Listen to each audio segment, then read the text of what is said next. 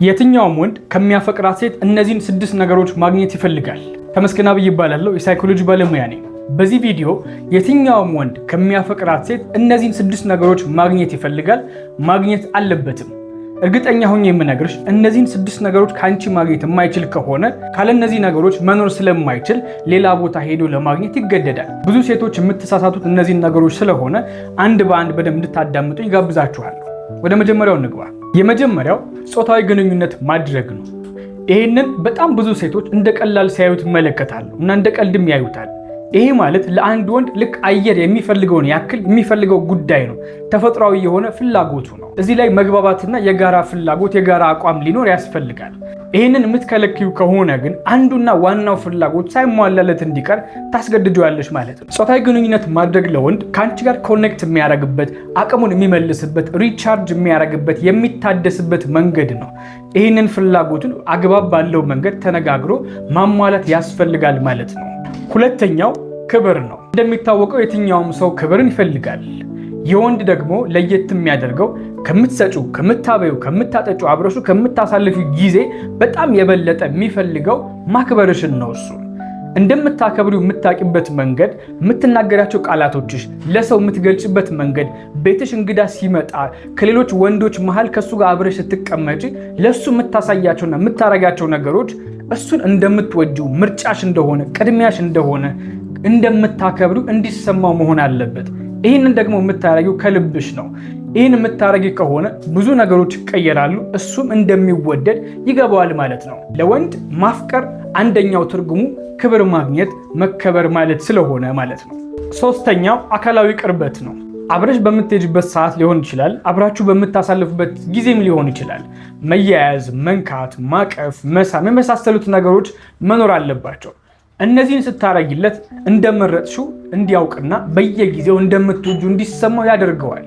እኒህ ነገሮች ከቀሩ ግን ያላችሁ ግንኙነት ኖርማል ይሆናል እና አንድ ክፍል ላይ ተዳብሎ የሚኖሩ ፓርትነር እንጂ ወይም ደግሞ ሩሜት እንጂ የፍቅር ህይወት ሼር የሚያደርጉ በፍቅር የተመሰረተ ቤት ያላቸው ሰዎች አይመስልም። ይህን ጉዳይ ችላ እንዳትዩ። አራተኛው እገዛሽን ይፈልጋል። ያ ማለት የጉልበት እገዛ ላይሆን ይችላል። በሐሳብሽ በስሜት ግን ልታግዙ ይገባል። ለሚያረጋቸው ነገሮች ማመስገን፣ ማድነቅ፣ ማሞገስ፣ የተለየ ቦታ መስጠት ያስፈልግሻል። ይህንን ስታረጊለት ከምታስቢ በላይ ትልቅ እገዛ ነው የምታረጊለት።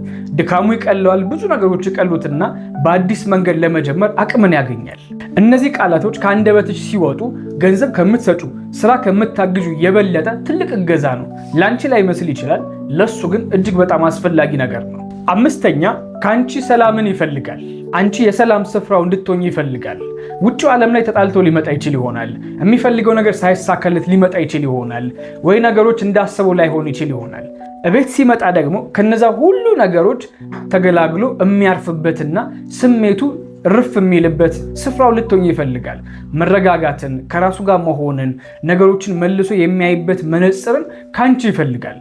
ይሄ እንዲሆን ግን አንቺ መጀመሪያ ሰላም ውስጥ መሆንሽን፣ መረጋጋትሽን እርግጠኛ መሆን አለብሽ። አንቺ ሰላም ካልሆንሽ ለሱ ሰላም ልትሰጩ ስለማትቺ እና ለሱ ሰላም ነው የምሰጠው ወይስ ምንድን ነው የሚለውን እንድታስብ ያስፈልጋል። አንዳንድ ጊዜ ጥሩ የሰራን ይመስለንና ሲመጣ ያጠፋቸውን ጥፋቶች እንነግረዋለን ወይ እንወቅሰዋለን፣ ወይም ደግሞ ምን ሲያደርግ እንደነበር ሪፖርት እንዲያደርግልሽ ጠይቀዋለሽ። እኒህ ነገሮች አስበሽባቸው ጥሩ ስሜት ላይ ባለበት ሰዓት ላይ የምትነግሪው ነገሮች ናቸው። አብዛኛውን ጊዜ ግን የአንቺ ድርሻ የሚሆነው እሱ ሲመጣም ይሁን አብራችሁ በምትሆኑበት ጊዜ የሚሆን ሰላም እንዲሰማውና እንዲያርፍ መሆን አለበት። ይሄ ከሆነ ከምንም ጉዳይ መሃል ቢሆን ሩጦ የሚመጣው አንቺ ጋር ይሆናል። ቤቴን ማለት የሚችል ሰው ሊሆን ይችላል ማለት ነው። ስድስተኛውና የመጨረሻው መታመንሽን ይፈልገዋል። በጣም ቁልፍ ነው ይሄ። የትም ቢሆን ምንም ስራ ላይ ቢሆን ከማንም ጋር ብትሆኚ የሚያምንሽ ከሆነ በጣም ትልቅ ነገር ነው ይሄ። የትኛውም ወንድ የሚፈልገው ያንቺን ሎያሊቲ ነው። እንደምትታመኝለት የሚያውቅ ከሆነና እርግጠኛ ከሆነ ይህንን ልቡ ላይ ማስፈር ከቻልሽና የእውነት ደግሞ ታማኝ ሆነሽ ከተገኘሽለት ለአንቺ የማያደርገው ነገር የለም። ምንም አድርግ ብትይው ከአንቺ ቃል አይወጣም። ምክንያቱም አንቺ የሱ ታማኝ ስለሆንሽ፣ ታማኝ የፍቅር አጋሩ ስለሆንሽ ማለት ነው። ታማኝነትሽን ግን ተሸርፎ ካየው ከምታስቢው በላይ ብዙ ነገሮች ሊበላሹ ይችላሉ። እነዚህ 6 ነገሮች በፍቅር ህይወትሽ ላይ አጠገብሽ ላለ ወንድ መስጠት የሚገባሽ እና የምትችይው የትኛዋም ሴት የምትችላቸው ነገሮች ናቸው። እነዚህ 6 ጉዳዮች ደግሞ ከሌሉ የትኛውም ወንድ መኖር ይከብደዋል ማለት ነው።